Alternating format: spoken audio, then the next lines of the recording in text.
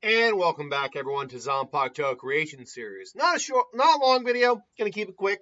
From Daniel F., we have the Zanpakuto Luna Loud from the Loud House series, a series I'm not very familiar with, although I have done her in other videos before. If I remember, actually, that's a good question. I'm checking right now. I know I've done Luna Loud before I had the image on call.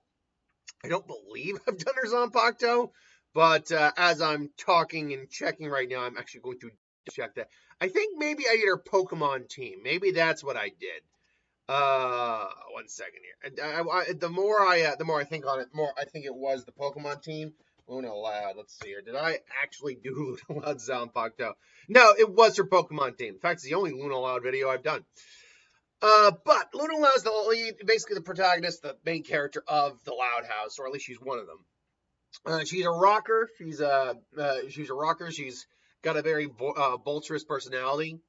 So that alone kind of gave me an idea for Zanpakuto. It's a keto-esque type of Zanpakuto. Side note, I do find it odd that we only have Elemental, Melee, and Keto as the general subtypes. I would imagine like Poison, Sound, things like those lines should also be considered types, but whatever. It's a katana. It releases Time to Rock, Howler Monkey, or Hozaru. Its Bankai is Howler Monkey, a very simple one, Howler Monkey Chorus. Hozaru Gashoden. Its spirit is of more or less a punk rock looking like Howler Monkey. When released, it takes the form of floating guitar strings that when the user basically applies the Ryatsu, strums them, it releases sonic vibrations to kind of rock the area. And these strings can also, if need be, used kind of like a melee weapon. I could see them being, unlike, say, someone like Rose, who was like a whip, it could actually be guitar strings, but like come out of the handle and act kind of like a guitar. So she can strum them. She can also like use it as a whip. And if you enhance the vibration of something, you actually enhance its cutting power. Hence why things like in media vibro knives are so dangerous. But besides that, its Bankai would be simply these these large strings that she's now manipulating. The strings have separated, grown larger. They can move independently. They are now doing super vibrations, basically just shattering the world around them with the power of rock. So I think that's and they can use for melee combat. So a versatile Zanpakuto and what it can do has a lot of melee applications, especially in Bankai. Its sonic vibrations make physical contact